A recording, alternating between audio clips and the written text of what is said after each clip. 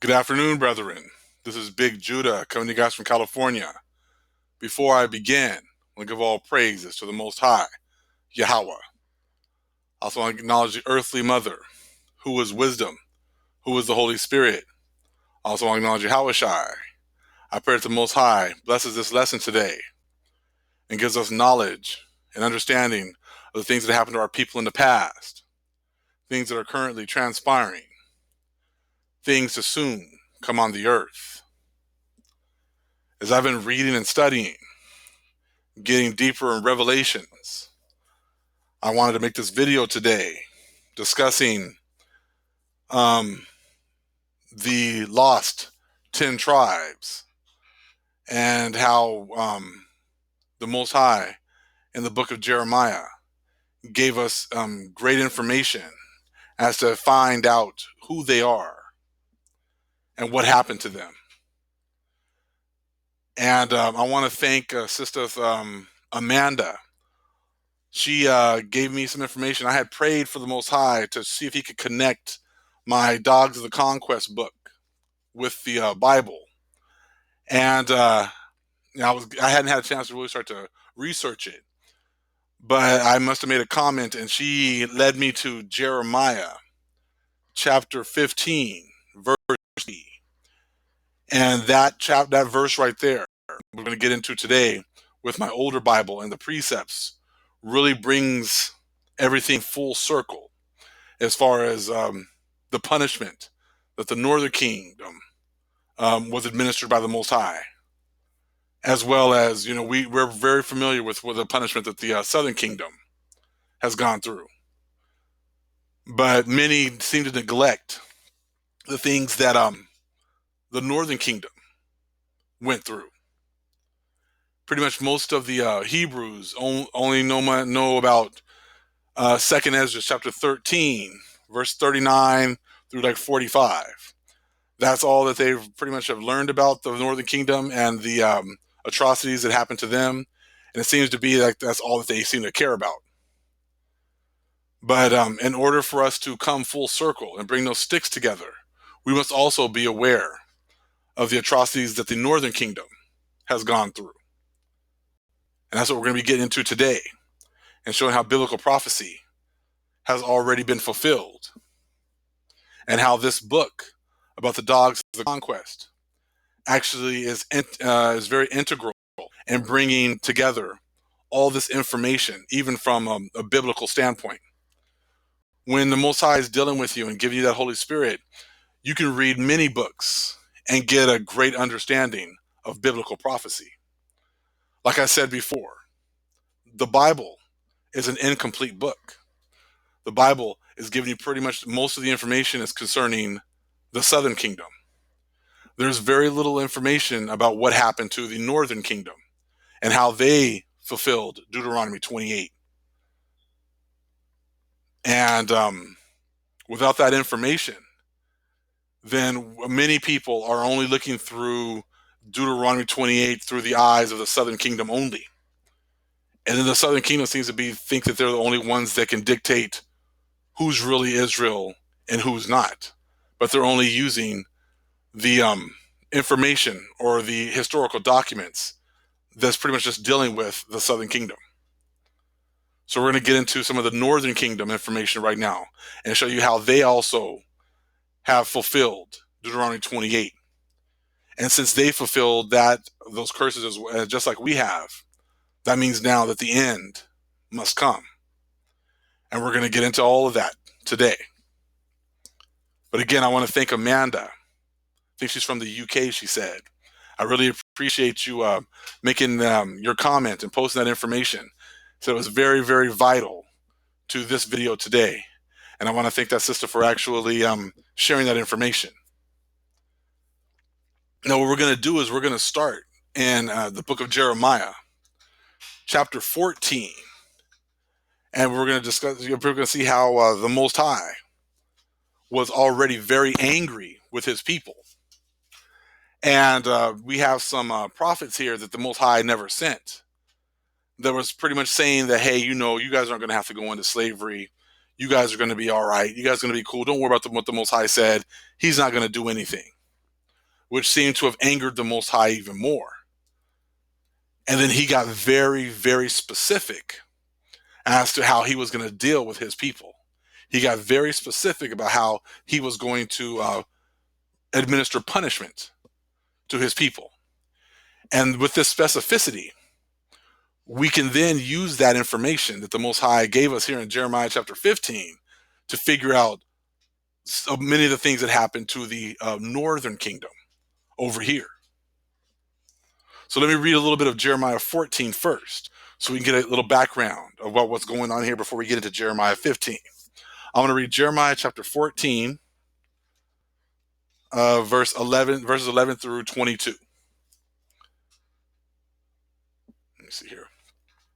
Then said the Lord unto me, pray not for this people, for their God, for their good. When they fast, I will not hear their cry. And when they offer burnt offering and an oblation, I will not accept them. But I will consume them by the sword, and by the famine, and by the pestilence. So again, you sound like that. It sounds like the three of the four horsemen right there. Then said I, O Lord God, behold, the prophets say unto them, ye shall not see the sword, neither shall ye have famine, but I will give you assured peace in this place. Then the Lord said unto me, the prophets prophesy lies in my name. I sent them not, neither have I commanded them, neither spake unto them. They prophesy unto you a false vision and divination, and a thing of naught, and the deceit of their heart. Therefore, thus saith the Lord concerning the prophets that prophesy in my name, and I sent them not. Yet they say, sword and famine shall not be in this land.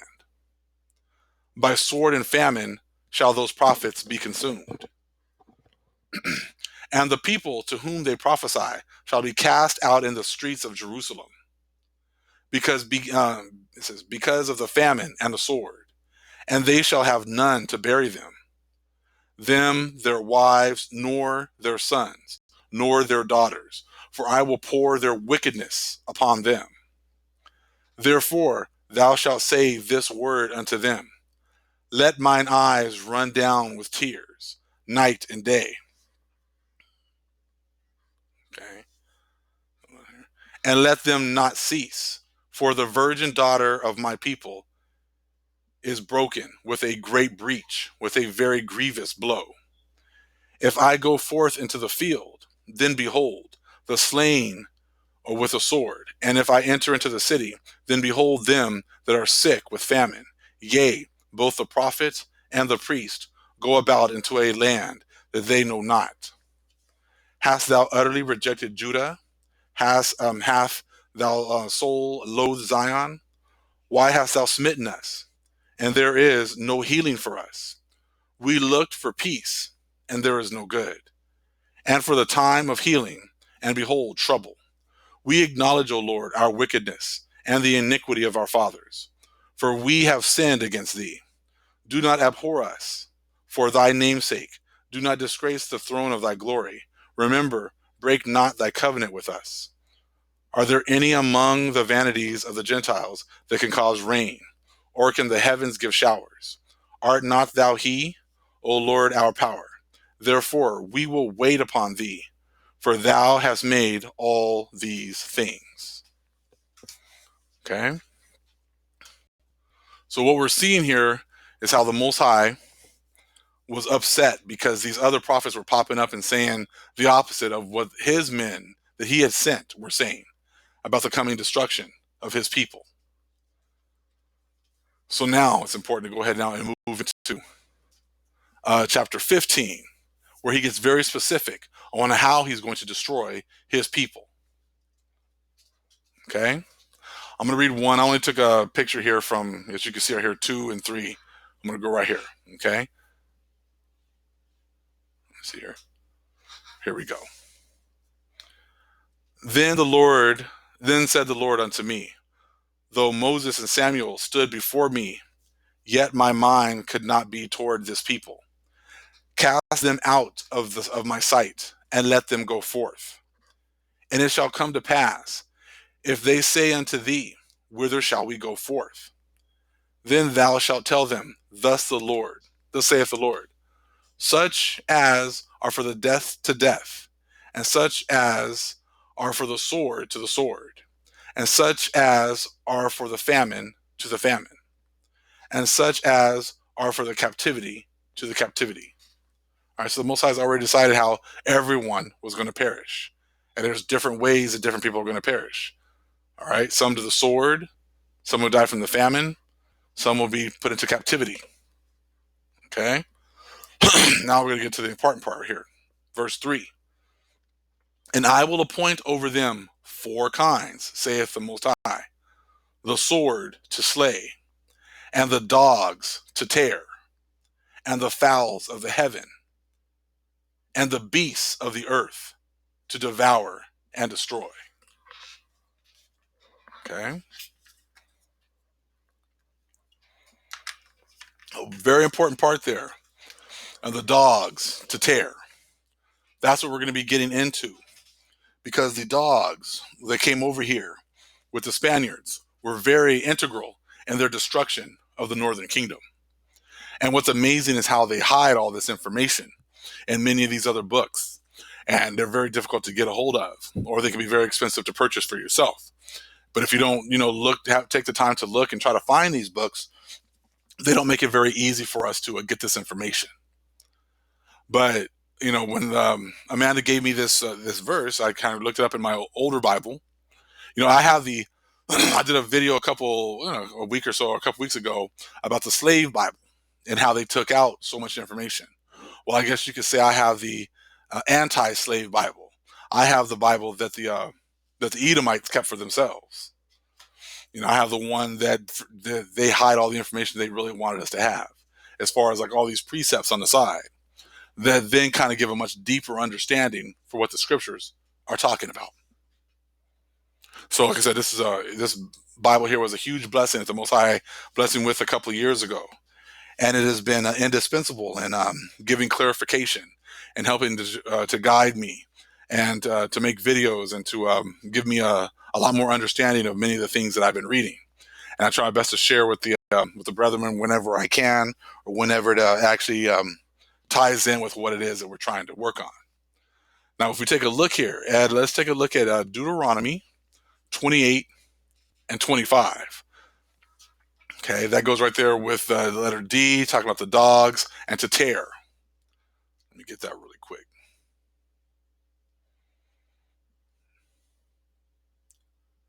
Deuteronomy, I have them saved, but I got stuff all over the place on my phone.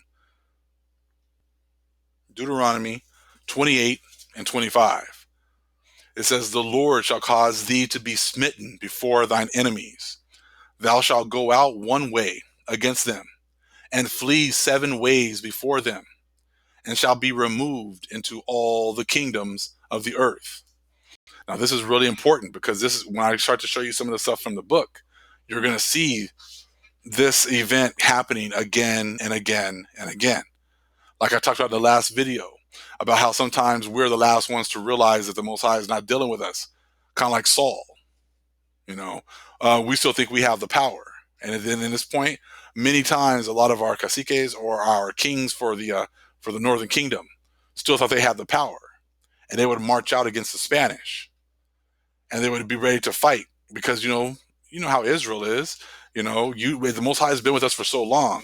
We knew that if we walked out and the Most High was with us, there wasn't anyone that could mess with us, that we could take anyone down. And we had that confidence, not because of what we could do, but because we knew our Father was with us. But we went out this time against the Spaniards and these dogs, and we got it handed to us, because the Most High wasn't with us anymore. Just like in the story when one of the soldiers was with Joseph, and he took what he wasn't supposed to. And, the Hebrews were going up there and mopping up everyone they were fighting against, and all of a sudden they started to lose, and they realized the Most High wasn't with them. Same kind of thing. Everything repeats itself over and over again. And that's what's happening right here. So make sure we keep that in mind, that Deuteronomy 28, 25, about how they'll go out one way, with their chest puffed out. We used to, because we know we're about to, tear these people up real quick. get this victory and get back to the house real quick. That's what we expected. So we're walking out one way altogether, knowing that the Most High is with us. We got this. And then, like I said, those dogs. Man, when you start getting into some of these, you start reading this book, you start to see how these dogs were just tearing us apart, and there was nothing we could do. We had no defense for what it was that these dogs were bringing. So we'll get into that shortly. So we read that right there. Deuteronomy 20. I'm not going to go through all these precepts, but hey, you have access to them right here. You can look a lot of them up yourself. Next one I want to look at is Daniel 9 and 12. Skip on over to Daniel 9 and 12. Well, let's read 11 because I want to make sure people understand that these curses weren't just given to the southern kingdom. And say when you're talking about the Bible, that's predominantly you're looking at what the southern kingdom went through. These curses were put also on the northern kingdom. So it's very important to realize that also and then look for that information. So let's start with 11. Yea, all of Israel have transgressed thy law, even by departing, that they might not obey thy voice. And therefore the curse is poured upon us. Okay, so the curse is poured upon all of Israel. And the oath that is written in the law of Moses, the servant of the Most High, because we have sinned against him. All right. And he hath confirmed his words, which he spake against us. This is 12. And against our judges that judge us, by bringing upon us a great evil. For under the whole heaven hath not been done as hath been done upon Jerusalem. What, a lot of people, especially Hebrew, I'm talking about the Hebrews in the Hebrew community, we seem to always just want to concentrate primarily or predominantly on the southern kingdom. But if you really think about it, the northern kingdom, by just virtue of their numbers, has experienced more death and destruction than even the southern kingdom has. You talk about 9, 10 tribes as compared to 3. So it's very important to not just think about ourselves and look at everything according to the way that the southern kingdom sees it. All right. And we can't sit there and vex our brothers because many people, like I said, don't know very much about what has happened to the northern kingdom. But I see a lot of Hebrews that are real quick to sit there and say who is Israel and who isn't, because they always want to talk about certain curses. But hey, these people went through the same curses that we did, and they're still subject to the same curses that we're under today. Okay? They don't know who they are. They're wearing the names of their slave masters. They don't have any idea of their history, and they're walking around here lost just like we are. They're walking around here at the bottom just like we are. So same things that we've gone through, they've gone through, but even to a greater extent because of their sheer numbers. Okay? So let me see, I'm going to make sure I'm checking my notes here as I go through. Now, the Most High is going to make this really clear because he knows the beginning from the end. And he wants everybody to know that the Most High is the one that's in charge. And the Most High is the one that's making all this happen. So if he tells you that in 3 right there, he's going to appoint over them 4 kinds, says Lord, the sword to slay and the dogs to tear. He's letting you know that he's going to destroy you with, at that time they had their swords, but they also had their guns. The Spanish did. And they also had these dogs. And that's going to be very integral in trying to find out who is the northern kingdom. Now, I've heard of them trying to say Europeans have gone through, are the northern kingdom. But if you start looking at what it just said right there in Daniel 9 and 12, that these people were going to get the worst of the punishment. No one has ever done anything as bad as what's going to happen to these people. So you're talking about hundreds of millions of our people destroyed. That didn't happen to anyone else. And that happened over here. The Southern Kingdom, hey, I'm not disputing the fact that there was many of us that were actually brought over in slave ships as well, but not all of us. The vast majority of our nation was already over here. And as we start getting into some of these other books, you're going to start to see how this all works out. All right. Now I want to keep reading to Jeremiah 15, 4 through 8. It says, "And I will cause them to be removed into all kingdoms of the earth, because of Manasseh, the son of Hezekiah, king of Judah, for that which he did in Jerusalem. For who shall have pity upon thee, O Jerusalem? Or who shall bemoan thee? Or who shall go aside to ask how thou doest?" So no one's going to care about how we're doing. That's why we get shot down in the streets and no one cares. That's why we get thrown into the jails and no one cares. That's why we're at the bottom and no one tries to make anything right, because the Most High said it was going to be this way. Okay. 6. "Thou hast forsaken me, saith the Lord. Thou art gone backward. Therefore will I stretch out my hand against thee and destroy thee. I'm weary with repenting." So like I said, the Most High, he let that judgment, go forth. "And I will fan them with a fan in the gates of the land. I will bereave them of children. I will destroy my people, since they return not from their ways. Their widows are increased to me above the sand of the seas. I have brought upon them against the mother of the young men a spoiler at noonday. I have caused him to fall upon it suddenly, and terrors upon the city." And there's your Spanish that we've talked about, who brought their dogs, who bring death and destruction. So now when we're looking for, this information to try to figure out who's who, we need to look for someone who's bringing sword, guns, and dogs in order to destroy his people. And these people have known this the whole time. They've just been hiding the information until the Most High deemed it time to bring it out. But what I want to take a look there is, if you take a look here at Leviticus 26 and 33. Get that. Leviticus 26 and 33. "And I will scatter you among the heathen, and will draw out a sword after you, and your land shall be desolate, and your cities waste. Then shall the land enjoy her Sabbaths, as long as it lieth desolate, and ye be in your enemies' land." Now the enemies came over and took over our inheritance, so it became their land. I'm not going to keep explaining that. I've already talked about that a few times. Now, this is 34. "Even then shall the land rest and enjoy her Sabbaths." So since we're not enjoying the land, we're not here, she is enjoying her Sabbaths. Okay. Another one I want to take a look at is Leviticus 26 and 22. Let's see if I can find that one real quick. Leviticus 26 and 22. "I will also send wild beasts among you, which shall rob you of your children, and destroy your cattle, and make you few in number, and your highways shall be desolate." So again, wild animals. And here it gives you the exact wild animal it's going to be using. It's going to be using dogs.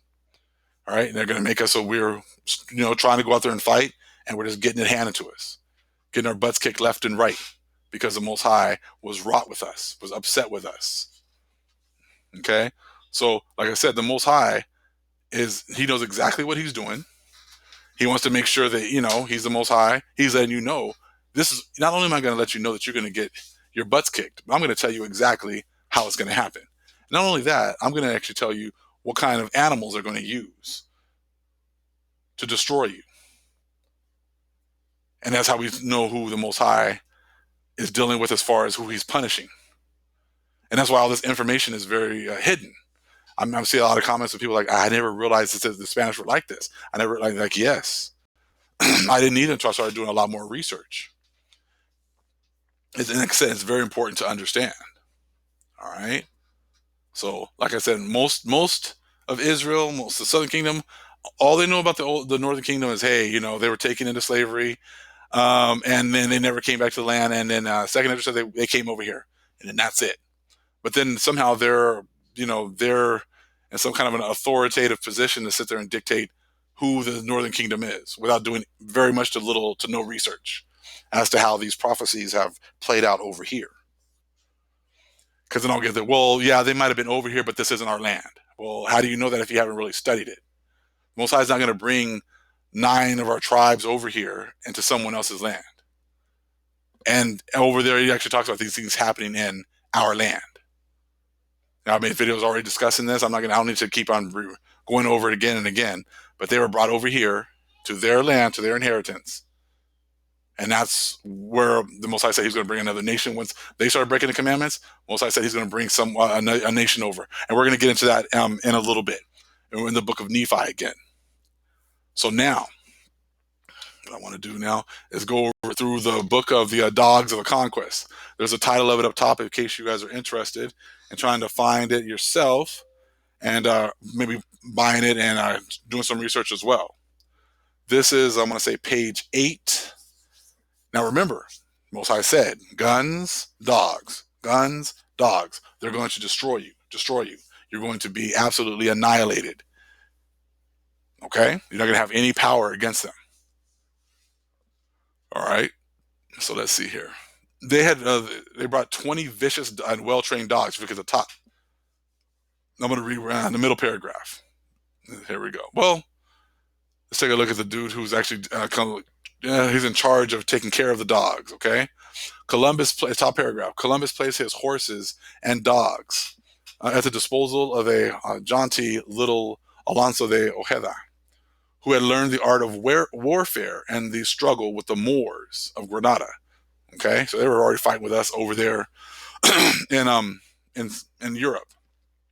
He joined extraordinary courage to a violent disposition, and was capable of rash cruelty. Nevertheless, he felt that, however despicably he behaved, he always had the protection of the Holy Virgin, a portrait of whom he carried wherever he went. Okay, so their God was with them at this time. Okay, the Most High had given them power, but Esau never acknowledges the Most High and the blessing that he gives them. They always find some other thing to give a blessing to, or to give their homage to. Let's continue. Ojeda was unusually adept in handling both horses and dogs. When the Battle of the Vega Real was raging, he released the 20 mastiffs with a loud "Tomalos," take them, sick 'em, at which the infuriated hounds hurled themselves at the Indians' naked bodies, grabbed them by their bellies and throats, threw them to the ground, disemboweled them, and ripped them to pieces. Bartolome de las Casas reported with passionate censure that in 1 hour, each dog ripped to bits 100 Indians, and that the animals found the skin of these wretches far easier to tear than boar or deer hide. The struggle was brought to a desolate end with the aid of the 20 Spanish dogs. The comment of Las Casas suggests that these animals originally had been trained for hunting wild game, but on the plains of the New World, they began, as Fonseca had surely anticipated, to savor human flesh. And at the Battle of the Vega Real, Columbus, the explorer and mariner, apparently experienced that peculiar and tenacious thrill of the landsman for the hunt. He was impressed by the havoc his hounds had wrought under the efficient guidance of Ojeda. And as the cacique Guateguana and his surviving Indians fled in terror towards the wilderness, the admiral realized the potential use of his dogs. Now, they already knew the use of these dogs because they'd already been using them for years before against the Moors. So, like I said, they used them against them over there, and they used them over here against us. Same thing. All right? And these dogs are trained to relish native or Hebrew blood. Okay?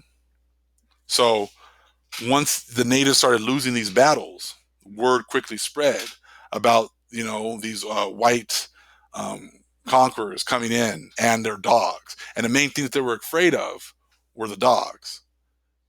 So let's continue. Let's read this next one here, page 39.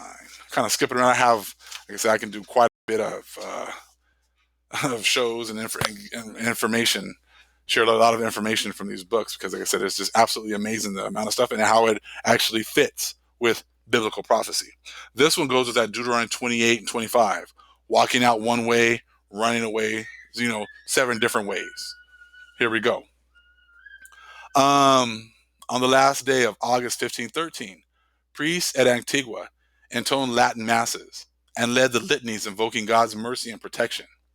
On the following day, Balboa set out with 190 well-armed Spaniards, up to 1,000 Indians and his dogs. Passing through Careta's lands, they came to the province of the cacique Ponca, who sent warriors with the Spaniards to help attack his enemy. The cacique Torecha, whose village lay in the hills known as the Sierra de Cuareca. Torecha boldly defied the Spaniards, who replied with a burst of firearms. So he, went out, chest out, as Hebrews do, thinking that we still got the Most High with us, and we're going to take down this enemy just like we've taken down so many before them. But then all of a sudden, he got a burst of the firearms. And the terrified natives lost courage and fled. They might have realized real quick that the Most High wasn't with them anymore. Okay? So they fled real quick right there, all right? They were pursued by eager dogs. More than 600 Indians were slain, along with the cacique Torecha, who is said to have had his head torn off by a dog. Credit for this remarkable feat has been given to Leoncico, okay, one of these certain dogs, okay? So you can start seeing them. Now they got their guns and the dogs, and they're using them to pretty much just destroy our people left and right. But I got a couple more examples, so let's see here. I'm going to read one. I'm just going to read it. I don't have the picture of it, but I'm actually, let me see here. Which one do I have? Do I have this one? Let me read this one first. Okay. So if you look at the top, because the word travels real fast when you're getting your butt handed to you left and right, about who's coming and what they're bringing. Okay. So passing through the provinces of several caciques whose friendship and subsequent donations were won by terror of firearms and dogs, he came at length to the province of the powerful and greatly feared Ponca. All right, here Balboa's greed soon gave his dogs the opportunity to indulge in more slaughter and blood feasting. He says, having heard of the white strangers who could mold thunder and lightning to their will, and of their mangling dogs, Ponca had fled on the approach of the Spaniards. So they were, before they even got there, they were just running away. Remember, like running to their bug out locations, trying to run away to hide. Like I said, that didn't work for us, and it's not going to happen. And it's not going to happen for them when it's their turn. Now skip down. I'm not going to read this whole thing. I'll leave it here. You can also just pause the video and read it yourself. But you can see that they kept on using the dogs for all these different purposes. But look at the bottom, last paragraph. For of the great white conqueror and his savage dogs now has spread throughout a fear of the great white conqueror and his savage dogs now has spread throughout the isthmus. And as the Spaniards proceeded on their toilsome journey toward the Mar del Norte, other caciques hastened to deliver up their gold before the conqueror could unleash his dogs. All right. And this same thing kind of happened. I read this in the last video. I'll read it again real quick since it's actually real short. I'll continue at the bottom. But when Balboa and his men approached the province of the cacique Tabanama, that powerful and greatly feared leader defiantly boasted that he would drag the invaders by their hair and their heads and cast them into the river. Balboa responded by attacking Tabanama's village in the dead of night and seizing the cacique with all his family and a number of his vassals. So again, the blessing was on them. But this goes exactly with Jeremiah chapter 15, verse 3. Balboa ordered that the miserable cacique be bound hand and foot and either cast to the hounds or be himself dragged by the hair and cast into the river. Humiliated and terrified, the once formidable chieftain promised Balboa all the gold he possessed and ever would possess during his lifetime. At last, Balboa released Tabanama and sealed with him a most advantageous treaty of peace. He left the province with much gold, a number of new slaves, one of the cacique's sons to be trained as an interpreter, and for good measure, Tabanama's seraglio of 80 select and beautiful women. So they took his harem as well of 80 women. All right. So as you can see, people are just giving up their gold, their people, their women, wives, anything, because these dogs were so ferocious. Okay. Now let me see here. We got this one. I'm just going to read. I don't have a picture of this one that I took here. Another quick story here. This is actually one of the natives who was actually friendly with one of the Spanish conquerors. His name was Balboa. But then another one comes in who's not nice, who's a tyrant, and he wants gold. So he pretty much double crosses, the natives who were even their friends, who were actually already giving them everything that they wanted. Let me read this quick account. Especially noteworthy in this respect was Ayora's treachery on coming to Kamagora. The tyrant is Ayora, okay? Now ruled by Panquiaco. He was actually a friend of the Spanish. So even when you trust your enemies, you see what you're going to get. Panquiaco, the youth who had informed Balboa of the Mar del Sur, the young cacique, thinking that it was Balboa being sent out by Pedrillas, prepared a great feast, although he had once detected a difference in the behavior of Balboa and Ayora. Paquiaco greeted the latter cordially and invited him to the splendid repast. This difference became even more apparent when, having satisfied his hunger, the guest of honor suddenly arose from the table, seized his host, along with some visiting Indian nobles, and with threats of fire and dogs demanded gold. Panquiaco ordered his vassals to bring forth all the gold they possessed. But when that amount failed to satisfy Ayora, the fires were lighted and the mastiffs unleashed. Ignoring the cacique's pleas, Ayora ordered him to be burned and thrown to the dogs. Panquiaco and one of his guests contrived to escape, but the deadly hounds overtook the guest and destroyed him. Panquiaco fled into the province of the cacique Pacarosa, a traditional enemy, who very soon put an end to the young chieftain's life. Ayora continued to hang, torture, and throw the Indians of Camogra to his dogs. Then he advanced to the province of Pacarosa to carry out somewhat the same measure of harassment. So they just followed the same playbook, using those dogs to just destroy and eat our people and tear them apart, just like Jeremiah 15:3 said he would. So, the Northern Kingdom was never lost. Just the history of what was done to them was hidden. Okay? Now, let's see here. This is page 51. Okay.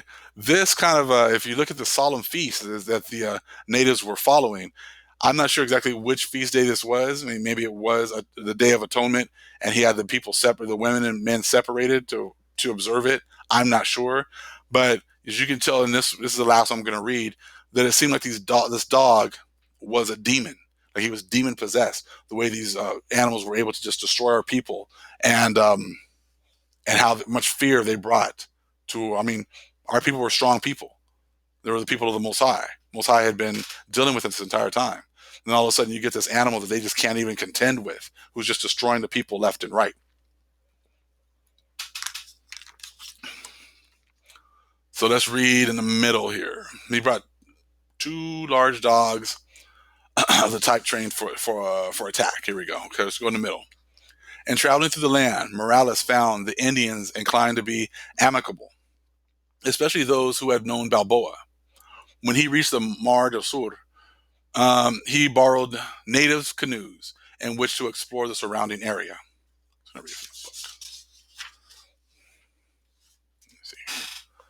One night, a storm washed them ashore on one of the smaller Islas de las Perlas, where the natives were celebrating a solemn feast, during which the men and women, according to ritual, were required to remain in separate locations. Recognizing a promising opportunity, the resourceful Christians spared no time in seizing the women, whereupon the Indian males retaliated with a shower of hard burnt darts. Against the advice of the gentler De Soto, Morales ordered his men to unleash a great dog, which wrought cruel havoc on the terrified people, who had never seen such a vicious animal. Flushed with victory, the Christians now passed to the largest of the islands de las Perlas, Terariki, where the cacique To reigned. This cacique too attempted to resist the Spaniards, only to be routed.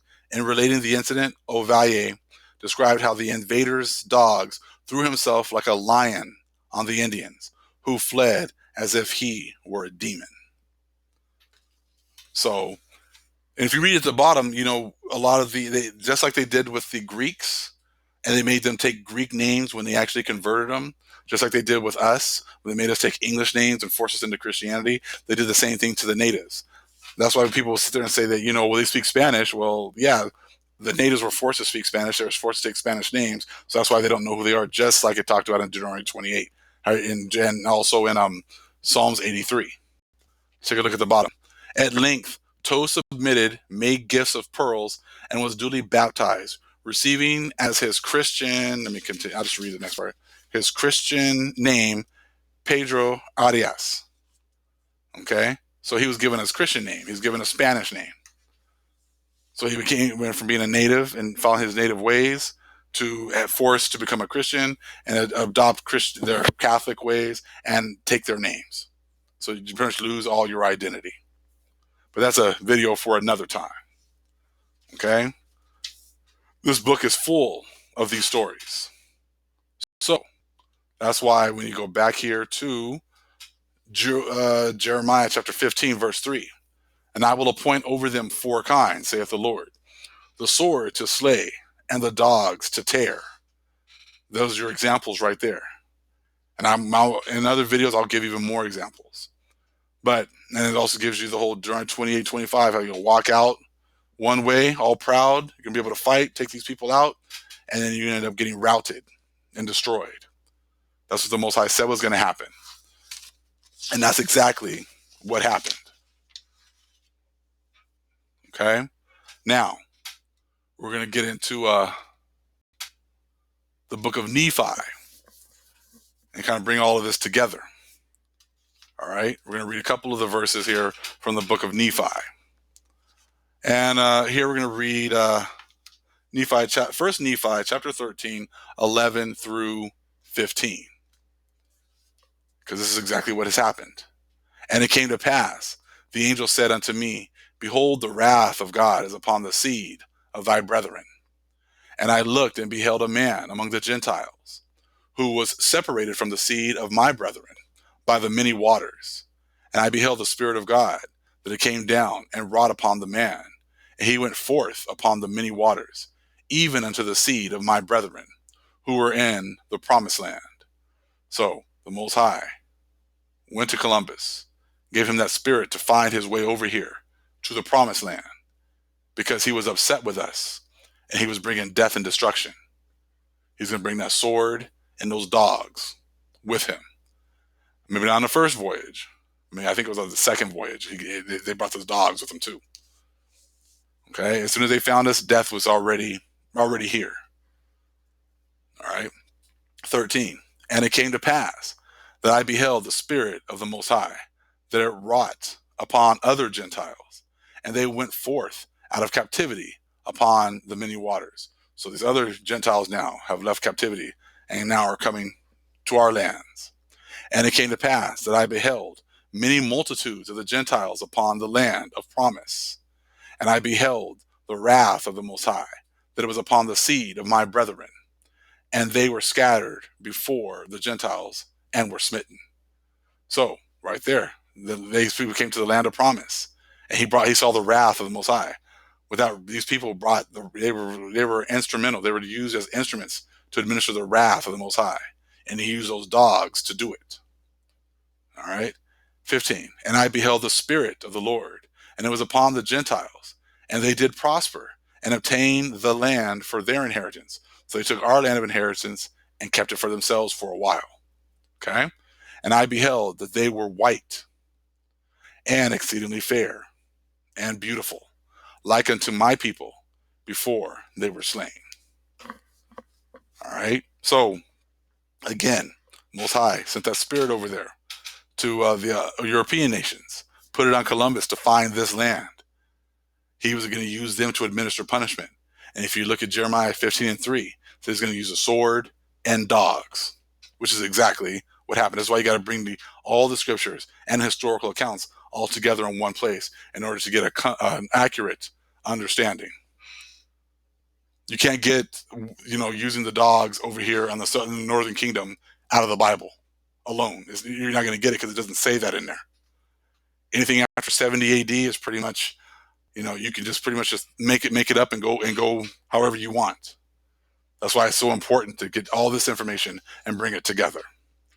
Now, there's a precept that this is connected to, and it is, let me get my notes here. That would be 2 Nephi, chapter 1, verse 11. Yea, he will bring other nations unto them, and he will give unto them power, and he will take away from them the lands of their possessions, and he will cause them to be scattered and smitten. There it is right there. He will bring another nations unto them. Check what he did. And he will give unto them power. He gave them the blessing, gave them their guns, and gave them those dogs. And he will take away from them the lands. So our lands were taken from us and given to them for a time. And their possessions, okay, our gold, our silver, and all our resources. And he will cause them to be scattered and smitten. We were scattered. We were sold into slavery. We had slave marts in Panama, slave marts in Seville. And we were taken, ripped apart from our families, and sold, just like what happened to the southern kingdom. So we were scattered all over the place and smitten. All right. Last precept here is it's called the Book of Mormon, chapter 5. We're going to read verses 16 through 24. Now, this is going to bring it all together. Shows you what's going to happen from the beginning to the end. And now you'll be able to see how close we are to the end. For behold, the Spirit of the Lord hath already ceased to strive with their fathers, and they are without Christ and the Most High in the world, and they are driven about as chaff before the wind. That's us. They were once a delightsome people, and they had Christ for their shepherd. Yea, they were led even by God the Father. But now behold, they are led about by Satan, even as chaff is driven before the wind, or as a vessel is tossed about upon the waves, without sail or anchor, or without anything wherewith to steer her. And even as she is, so are they. And behold, the Lord hath reserved their blessing. Okay, he's going to give us our blessing, but he reserved it. Okay? So that's very important. We're going to continue. And behold, the Lord hath reserved their blessings, which they might have received in the land, for the Gentiles who shall possess the land. Okay? The Gentiles are going to get their time with our land, but he's going to give it back to us. Don't worry about that. Continue with 20.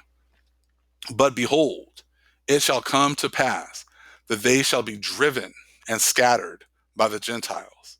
And after they have been driven and scattered by the Gentiles, behold, then will the Lord remember the covenant which he made unto Abraham and unto the house of Israel. So after we were scattered, after we were destroyed, after the other nations used their blessing, used their sword, used their dogs on us, we forgot who we were. Then the Most High is going to remember the covenant which he made unto Abraham and unto the house of Israel. And also the Lord will remember the prayers of the righteous who have been put up unto him for them. We've had people praying. We've had the people who are under that altar who have been slain, praying, asking for the Most High to redeem us, to administer punishment, to administer judgment, and all of our prayers, and the angels who have been praying for us, just like it talks about in the book of Enoch, who were taking our prayers up to the Most High and just depositing them to him this whole time. Okay? And then, O ye Gentiles, how can ye stand before the power of the Most High, except ye shall repent and turn from your evil ways? Know ye not that ye are in the hands of the Most High? So the Gentiles don't acknowledge the Most High gave them this power. Don't acknowledge that he's given them this blessing. They think that they've done it themselves. Okay? Know ye not that ye are in the hands of the Most High? Know ye not that he hath all power? And at this great command, the earth shall be rolled together as a scroll. And he's gonna open up, he's gonna crack those skies open. And all of a sudden everyone's gonna realize that they've been lied to. All right. 24. Therefore repent ye the humble and humble yourselves before him, lest he shall come out in justice against you, lest a remnant of the seed of Jacob shall go forth among you as a lion and tear you in pieces, and there is none to deliver. And we know about that, talking about, being a lion amongst the sheep, when the Most High, restores us and gives us our standing back. How it used to be, how when we used to walk out, we knew we had the Most High at our back. We knew we had the Most High with us, and no one could stand against us. He's telling you that he's going to do that again. He's going to restore his people, and he's given the other nations and the Hebrews, the people he's assigned to be able to awaken. He's given them the opportunity to wake up before he brings everything back full circle.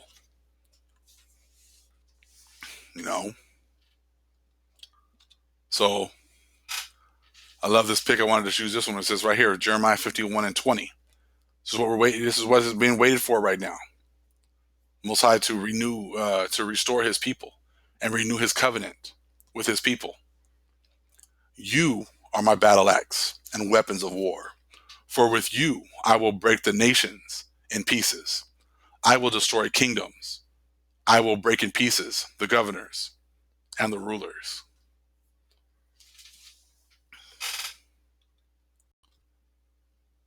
And when he cracks open those skies and everyone gets a chance to see the truth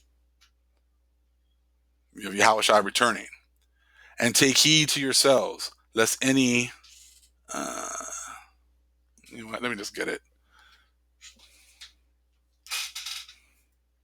Be easy trying to read that right there.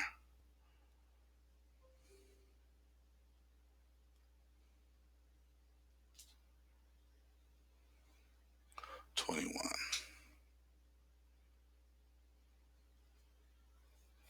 Well, like I said before, you see this, the restoration of the people.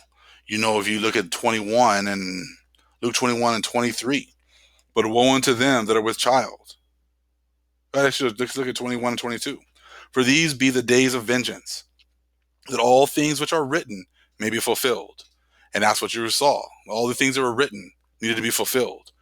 You needed to see that the Most High said they were going to use guns and dogs. That had to be fulfilled. And that needs to be brought out again today, because so very few people realize that happened to the northern kingdom. Okay?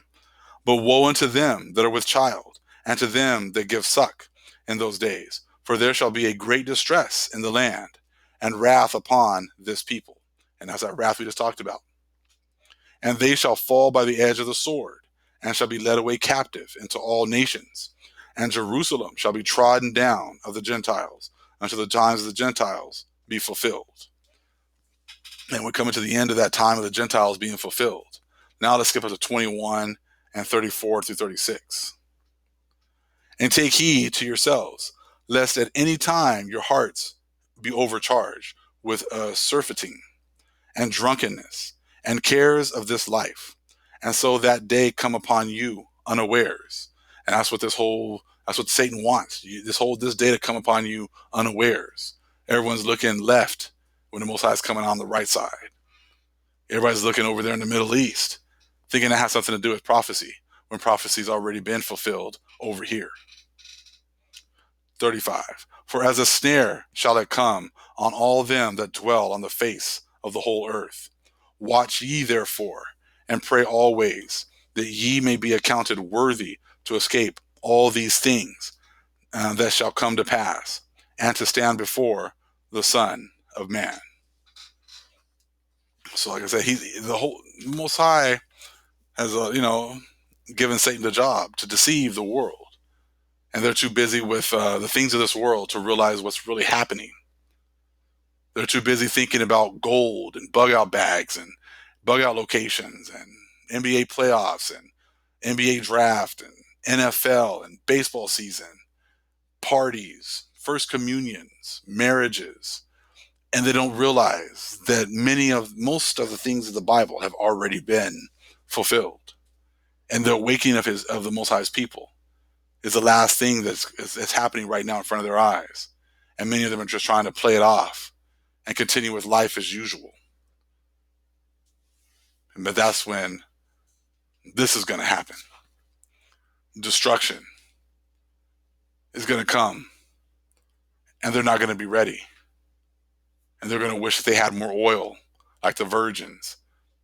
You know, they're going to wish that they had spent more time chasing after the Most High, trying to get themselves ready, because destruction is just about here. So I pray that this lesson here gives a lot of more understanding about how many of the curses have already been fulfilled. The northern kingdom has fulfilled many of its obligations to the Most High of going through these curses as well. Everything does not revolve around just the southern kingdom. Everything does not just revolve around Benjamin, Judah, and Levi. But they're not the all 12 tribes. They're only a small portion, 1/4 of the family, of the body. And many of our brethren need to stop trying to make it sound like they're the ones that get to dictate who's Israel and who's not. That's the Most High's job. The Most High is going to call his remnant. It's not our job to say who the remnant is and who it is not. But I pray that this lesson here clears up quite a few things and shows you the connection between Jeremiah 15:3 and what has happened to the northern kingdom over here on this continent, on our island over here. The true chosen promised land of the Most High to his people. All praises to the Most High, Yahweh. Acknowledgement to the earthly mother, who is wisdom, who is the Holy Spirit. Also acknowledgement to Yahweh Shai. Shalom, brethren.